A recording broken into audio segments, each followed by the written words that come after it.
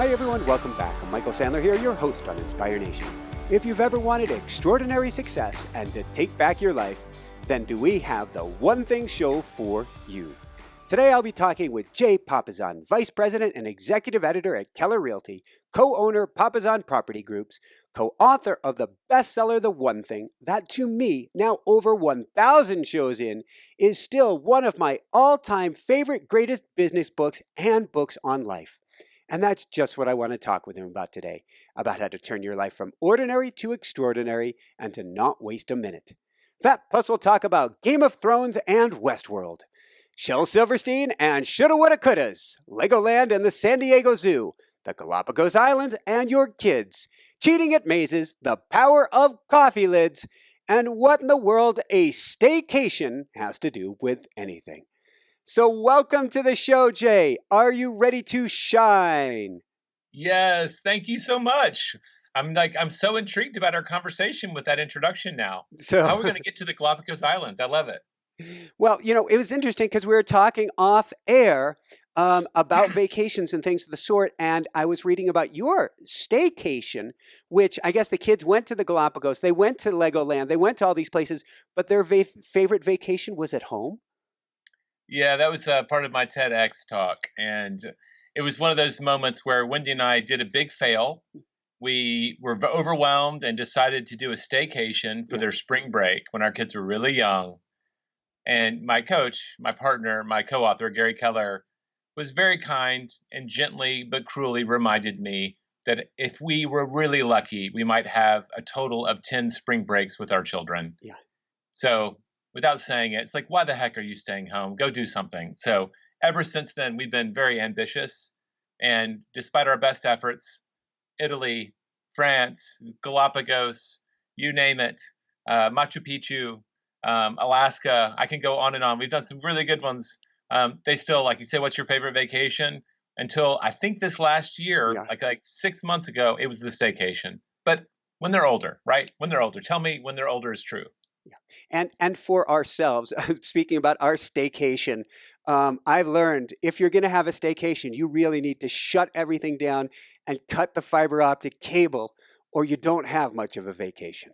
No, it's so easy just to keep working right there at home. Yeah. So tell us, what is the challenge with people's current view of time today?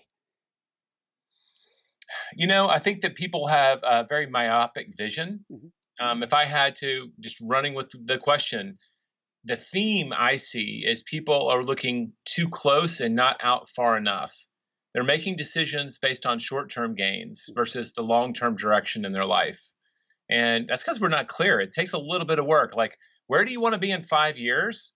Most people can't answer that question. The people who can, I guarantee you their earnings are much higher than the other group because they're very clear about where they're going. And let's put earnings, let's not make it just about money. Yeah. Their overall success, they're getting more of what they want from life because they're clear about what they want. Not just today, but tomorrow, next year, and maybe 5 or 10 years down the road. So to me, that's the biggest issue, is this short-term kind of jumble where we're making short-term decisions that are not necessarily aligned with where we need to be going for life. And I want to talk about working backwards, one of my favorite techniques as well.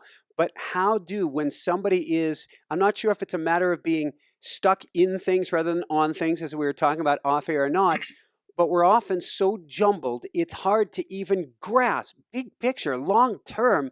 I'm stuck in the here and now. How do I figure that out? Being brave enough to take a beat, sometimes that happens to us. Like we were talking offline, you get sick, something breaks down, and you're forced to stop because something inside of us says enough. Yeah. And that's when you get that moment of reflection where you get to prioritize things a little better. But that idea of clarity about where we're going, which in my experience, having asked the question to maybe 10,000 people, if you ask it, give someone a little bit of time, people may not know exactly where they're going. They know their direction. They're just not stopping to ask the question. It's the same on the short term. Do you know what your one thing is today? You probably do, but if you haven't asked the question, you're kind of pinballing through your day, going from urgent thing to urgent thing. Yeah. So on a very simple level, it begins with just a pause And it doesn't take that long, but ask the question that's central to the book. What's my one thing? What's the one thing such that by doing it, everything else is easier or unnecessary? And I find that most people know that answer, and that allows them to reprioritize their investment of their time. Coming back to that in a minute, I think a lot of Sure. us may shoot ourselves in the foot, not even in the foot. We don't allow ourselves to play a big game or to imagine a big future. We actually keep ourselves small. Why is big is bad a lie? Okay, so jumping into that, the big is bad. I think a lot of people look up and they're experiencing some level of success. We have really poor role models for what big actually could look like. I think we look up and we assume that it's complicated, that it takes our weekends and our vacations away, that it might take our relationships and our health away, because there are people that we get to see through the media and the news who are experiencing, quote, big, that those things are happening to. Or you're already operating at a level where you can't even imagine more. So a lot of when we talk about go ahead and imagine big, that's what we want our kids to do. But we need to adopt better models for how we conduct ourselves on the path. And so the big mantra in our book was think big, act small. Mhm. And if you're acting with high focus in a small area, big shows up, but you keep your focus small. It's not like you go absolutely bonkers crazy.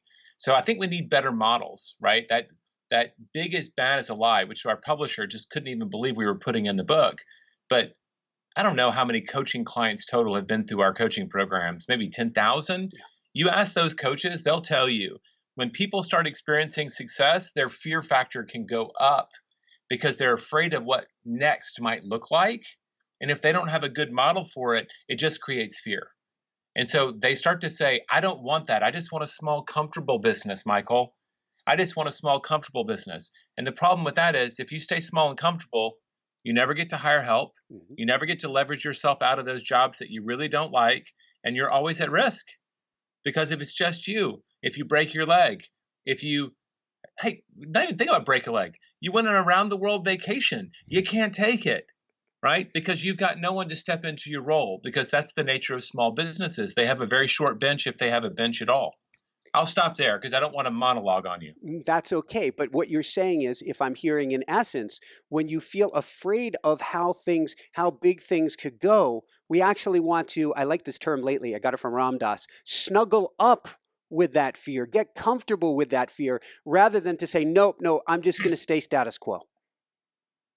Yeah, well, I think, and I'll borrow from Grant Cardone. Yeah. There were many things about his 10X book that I loved and some things that I couldn't go along with. But one thing I love is that fear often signals that something matters a lot to us. Yes. And so if I'm interpreting where you're going, I agree. That's not in our book. I wish it was. But I've since learned that fear can be a signal that this matters to me. If you get crosswise with a human being and it hurts because that person, that relationship matters to you. If a stranger says something mean to you, I mean, does it linger for days? No, because unless they just nailed every bit of your personal fears, which is very random, it's actually just a random person. Who cares what that crazy person thinks, right? So I do think that fear can be a healthy signal that we're entering territory that matters to us. And therefore, I'll use that language you gave me, snuggle up to it and get used to it. As Gary would say, if you want to succeed at a really high level, get comfortable being uncomfortable, because that's where all the growth is happening. I like to say fear is excitement in disguise, particularly without movement. As soon as we start moving forward, it unravels and we see it for what it is. Can we just keep riffing here? Because Yes. the first investment book we wrote, The Millionaire Real Estate Investor, I was talking to a guy, I believe his name was Carlos. He had invested in hundreds of apartment buildings. Mm-hmm.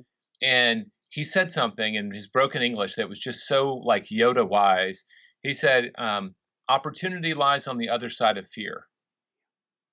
And so often, especially if it's a universal fear, right? I'm afraid of public speaking, so I won't have a podcast that allows me to build an audience, right? And all those things. Fear holds a lot of people back from a lot of opportunity. And again, it could be opportunity that deeply matters to you that's creating that fear, or just the fear of the activity, but it can hold us back for sure. Thank you. Since we're talking about holding us back, one of the biggest things to me is not making a choice, a decision. What does it mean to you to make a conscious choice? So if you say yes to something in our language, you're saying no to everything else. And I usually equate it to marriage, despite the divorce rates. Though I hear that whole 50% divorce rate, that applies to the 30-year studies. That was those marriages that were happening in the 80s. That actually today, even though they have a smaller amount of data, the divorce rates are much smaller. That gives me hope. Cool. So anyway, my point being, um, saying yes in the form of I do, that's a much bigger yes. That's a real yes. Because in essence, everyone who's ever said it, at least in theory, knows that by saying yes to this person, I'm saying no to all the other people. And I think sometimes for the areas that the things that really matter, our family, our health, our spirituality, right? Those key relationships, we need to say yes like that more, because saying yes like that means that other stuff just gets said no to automatically. They are the priority. Does that make sense? It does. Tell me, what does yes and passion have to do with each other? I'm going to think about that. I love it. You've asked me a question I don't believe I've been asked on any of the interviews I've ever been asked. I'll tell you this. We talk about purpose in our book, not passion. And I'm looking up and not at the camera. Here we go. That's where I go when I'm being thoughtful. I'm accessing all of my research around this. I think that we say yes to things that we're passionate about. And passion, I believe, can be a false positive. It can be a little bit of a false trail if we're not careful.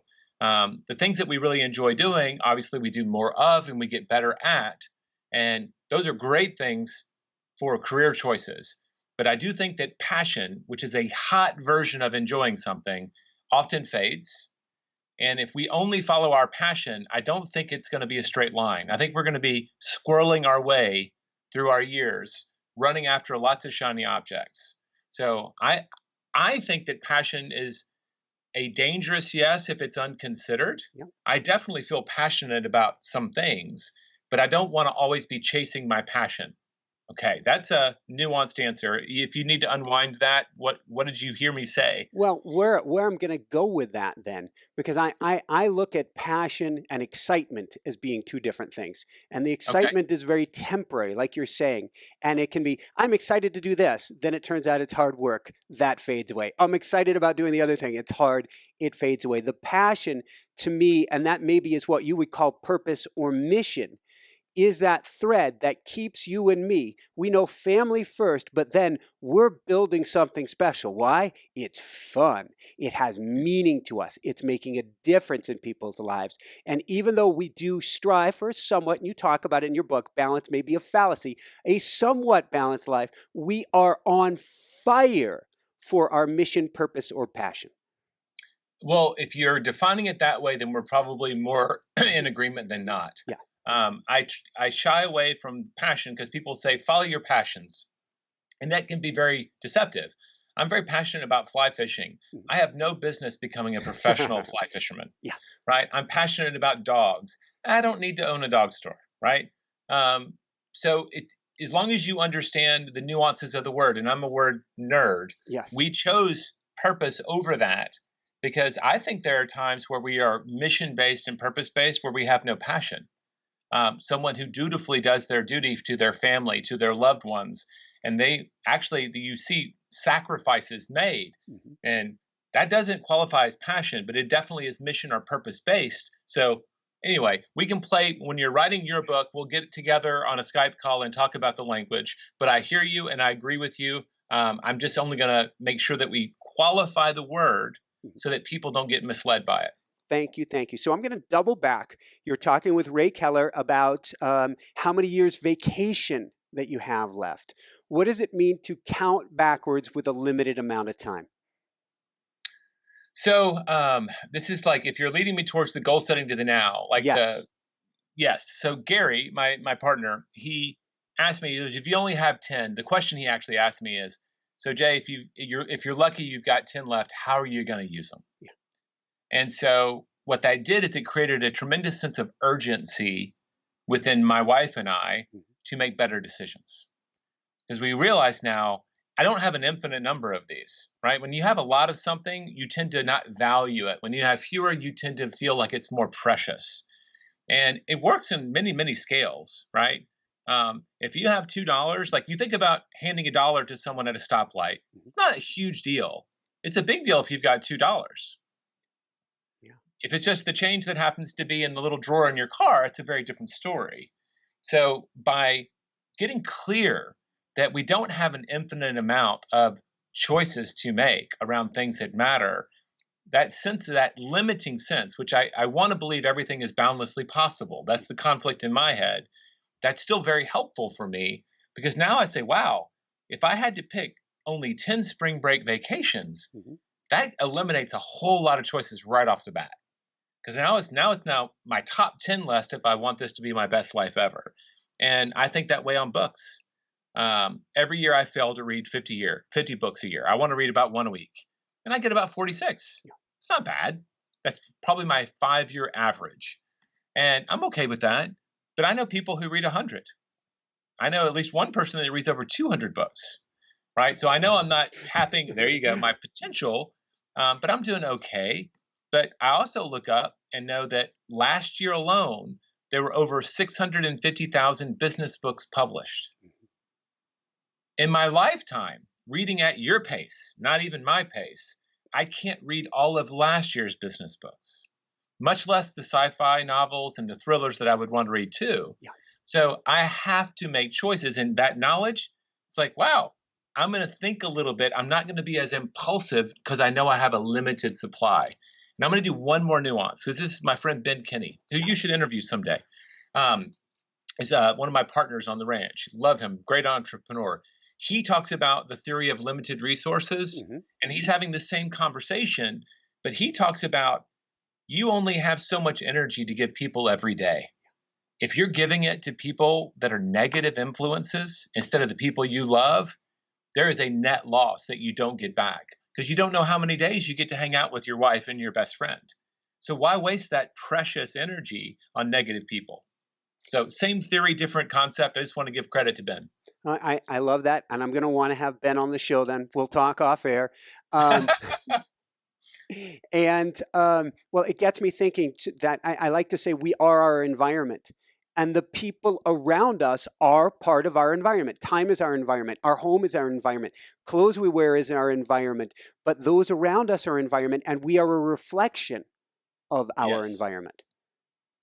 It changes our DNA on a scientific level. Like we're actually researching this in even more depth for another book. And in the animal kingdom, your environment actually can change your DNA, which is kind of crazy to think about, right? It's actually changing things, not in a lifetime span, not over many generations. So we talk about this in the Thieves of Productivity at the end of the book. So a lot of people don't even get there. And the big ones are the inability to say no and fear of chaos. But right there at the end is this idea that your environment doesn't support your goals. And we focused on where you are and who you're with. From a productivity standpoint, like I've got a standing desk. Yeah. You can see I've got the window behind me, and I'm staring at a wall full of books. Because if I was looking that way, I would be less productive.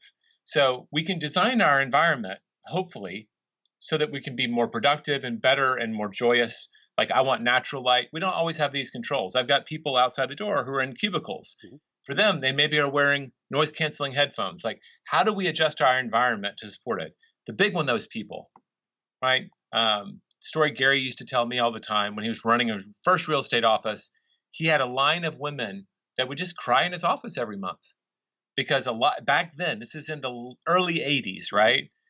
These were women who had raised kids and a husband, and now we're going back to work. And so a lot of career real estate people were second career. And what they got back then, and thankfully we've become somewhat more enlightened as a species, the men have, but the husband might say something like, I want you to have a career, I'm going to support you, but I still expect the house to be cleaned and dinner to be on the table by 6. So that's an environment. Yes. I know it sounds crazy. It still happens today, but it really happened back then. And their environment was not supporting their goals. And so it might be your spouse, it might be your friends who don't believe in you. who just don't get where you're going. It might be your boss. But I usually ask both questions. Does my environment, do the people I'm surrounding myself, are they providing a tailwind or a headwind? And that is something we can adjust. It doesn't mean I have to stop loving these people, because a lot of times it can be family, but maybe we are more careful about the time we spend with them. Kamal Ravikant, author of Love Yourself Like Your Life Depends on It, and very successful VC out of Silicon Valley, who says if you want to become outrageously fit, surround yourself with outrageously fit people. You want to become outrageously successful, surround yourself with outrageously successful people. They will force you to up your game rather than commiserate on where you're not. Yeah. Well, the Jim Rohn quote, do you remember that one? Probably. Why don't you tell me? But go for it. Yeah. Well, I just because you're so good at this. It's because my partner Jeff Woods, who does our podcast, he lived by this for about 5 years. You're the average of the people, the 5 people you spend the most time with, and the 5 people that they spend the most time with. There we go. See, I knew you would add to it. I actually someday I'm going to get together with Mint and Facebook or something.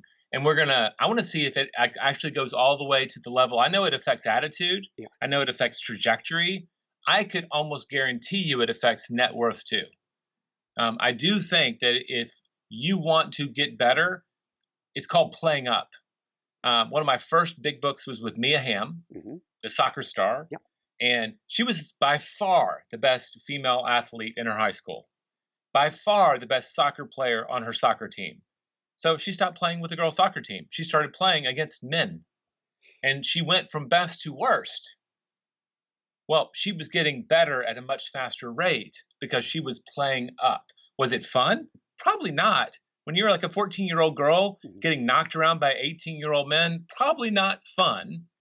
But it made her a much better competitor. When I was racing bicycles years ago, I was a good American cyclist. I trained at the Olympic Training Center, trained when Lance was there, and I threw myself over to Europe before people said I was ready. Because in a sense, it's not that I wanted the snot kicked out of me. I wanted to learn from the best. And if I even just figure out how to survive with the best, now granted I'll have to work on the survival mindset at that point, my game is going to be to a completely new level. So I'm experiencing something weird right now. My wife and I, circumstances combined, we manifested this beautiful Tesla that's the color of the yellow behind us, and already it started where people say things to you where you almost feel like you need to be apologetic about your success. And I found there may be a ceiling to success based on how much you are comfortable rising above your circumstance, and how much you go back into the old patterning of apologizing. Well, I'm not really doing that well and stuff, not wanting to feel. And this has to do with environment as well. And it's programming, it's nurture. There's a lot that's going on there. And we could, if we were qualified to talk to people laying on a couch, we could probably even go deeper. Yeah. But yes, I know people who come from humble backgrounds who become successful, and their own success becomes deeply uncomfortable to them. I've been that way at times. I know that some programming, and I call it programming because it's the social mores, like how are housewives supposed to act? How are mothers supposed to behave? And we get a lot of this junk from social media. So a lot of moms are trying to have this amazing business or career, and they're also expected to bring $1,000 cupcakes to a kindergarten party. Right? They've spent days on a craft site making these elaborate things. And that's just not fair that those expectations, like we were talking offline, it's not fair for you to try to be as successful as you are at what you're doing.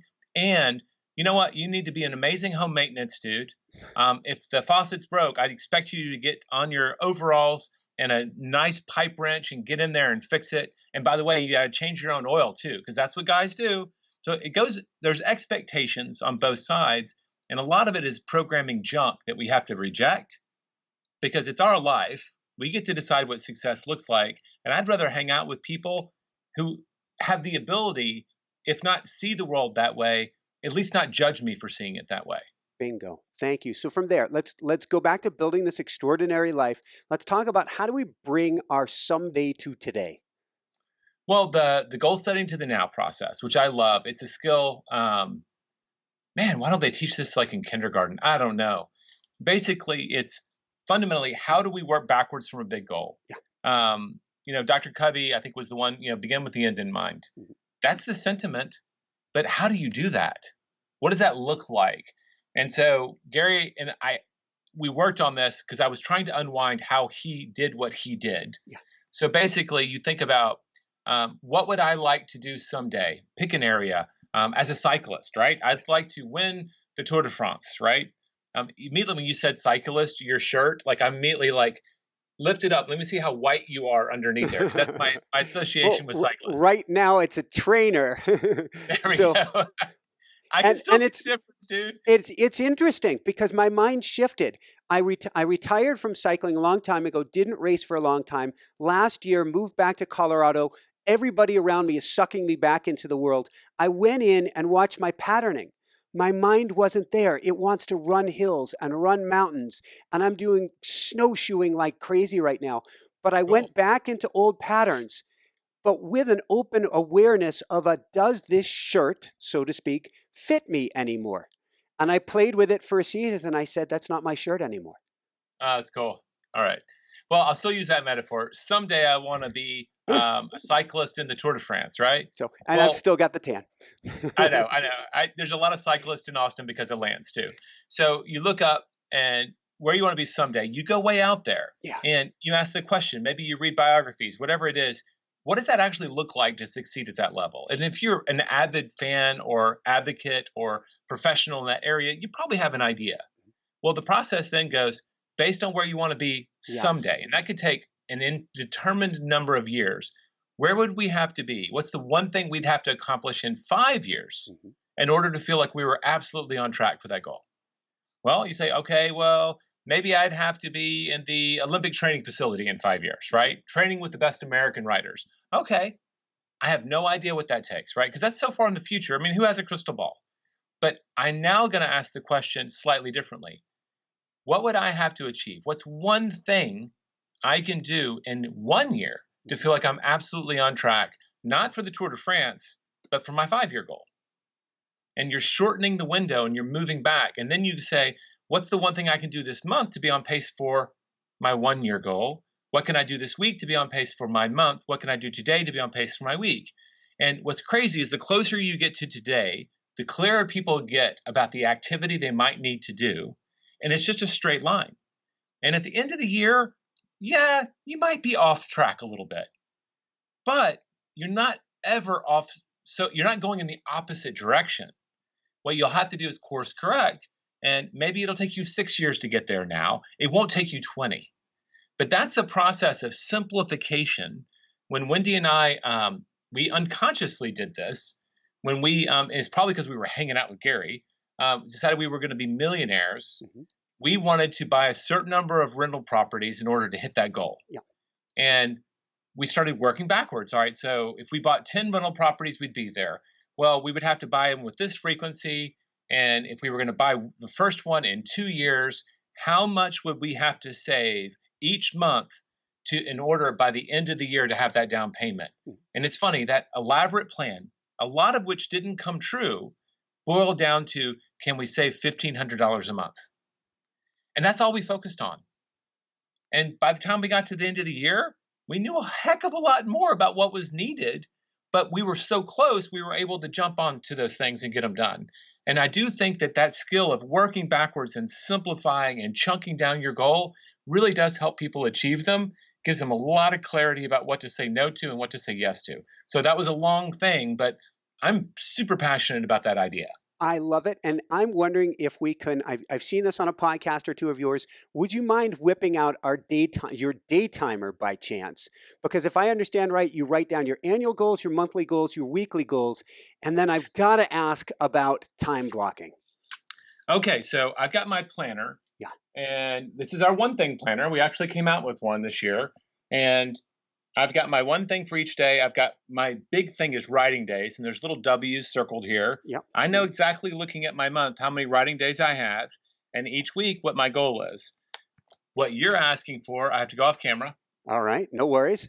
There you go. I have my journal. Yes. My journal, I have my annual goals based on those, my monthly goals based on those, my weekly goals. Yep. And guess what I have just underneath that? 5-year goals for my family. I love it. We do our goal setting retreat every year, my wife and I.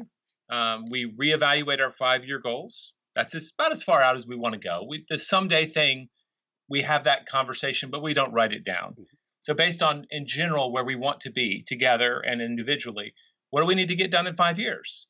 And then we set our annual goals. And each month we then check in for our monthly. We follow this process. This is the process that Gary taught us.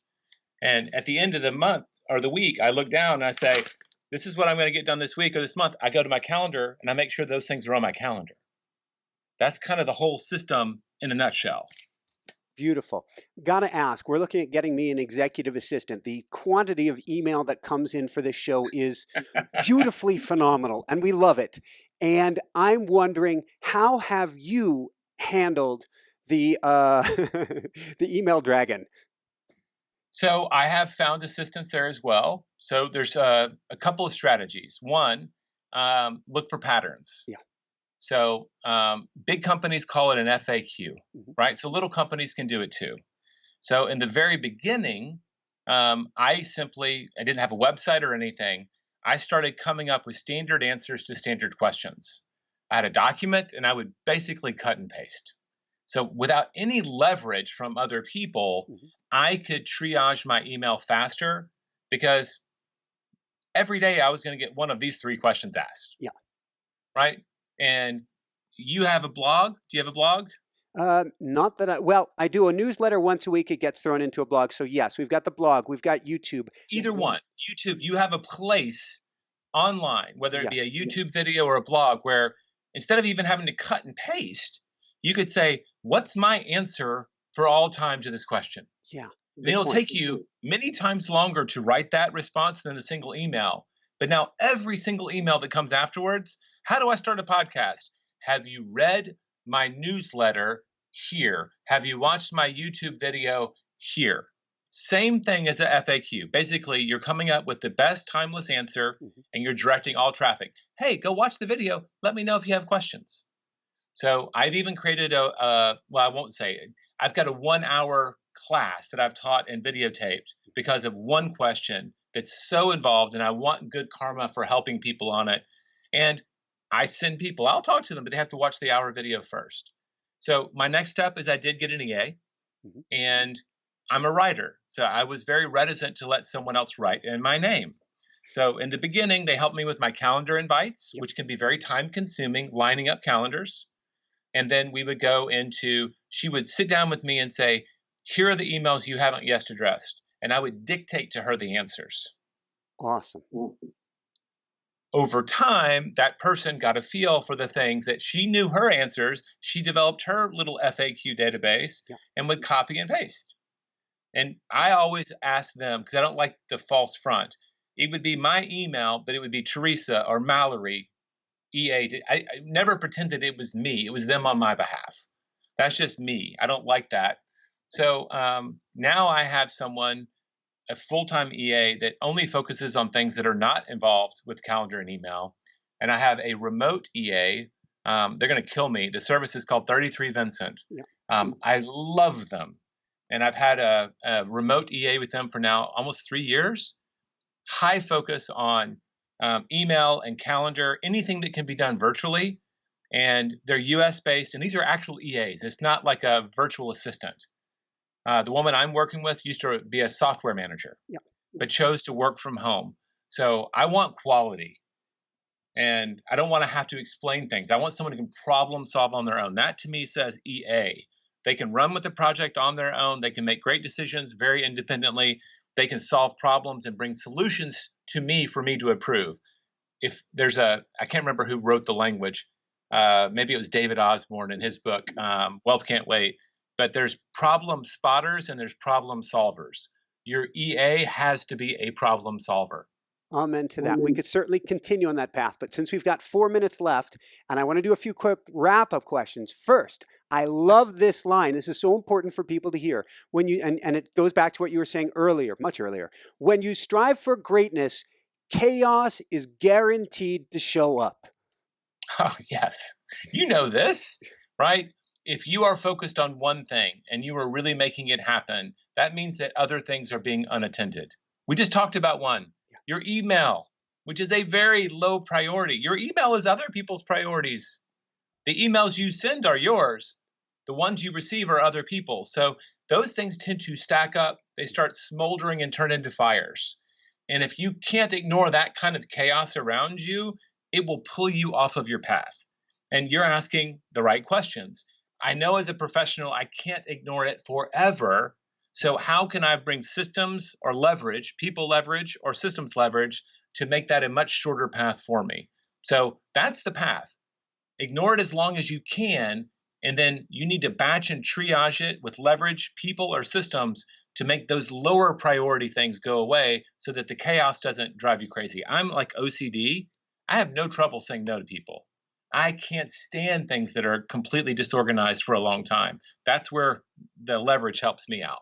Yeah, and that's what we need as well. And when I look at things like emo and the chaos, I have to understand if I'm saying yes to them, I'm not saying yes to myself. I've got to put myself, my goals, what we're building first. Then we find a way to fit that in. Okay, on that note, throwing my coaching hat on you, Jay, what one homework assignment do you want to give people today? Well, based on this conversation, let's go all the way back. I think that if they haven't asked the question, I always can go pick an area of their life where they feel they have an opportunity for growth, right? Maybe they're overweight and want to take a bad feeling to a positive feeling.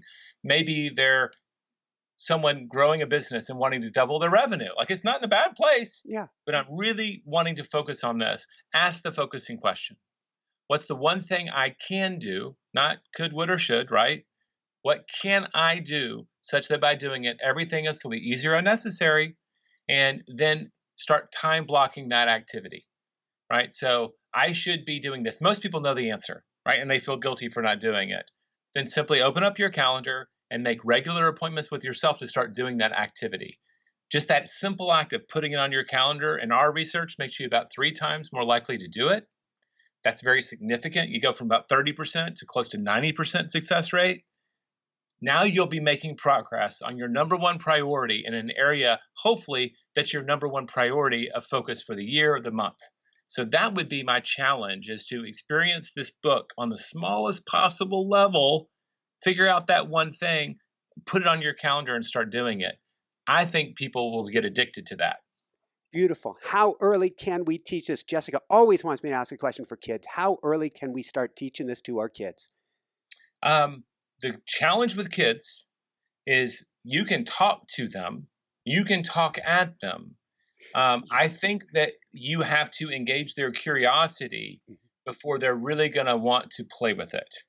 So my thing as a parent is, can you role model these conversations with your spouse? Hey, honey, let's take a vacation this year. Well, let's ask, what's the most meaningful vacation we could take? Kids, what do y'all think? And engage them and let them experience what it feels like to ask a prioritizing question and then live the answer. At some point, they might ask, what is this thing you're doing with that document, right? My kids have asked, what is that thing that you look at all day long? Yeah. Well, it's funny you should ask. You could use this system too. My kids are on in tiny fractions, but I don't know, this as a coach. You can ask great questions. They have to provide the answer or they won't follow it. If you just tell people what to do, they're probably not going to do it.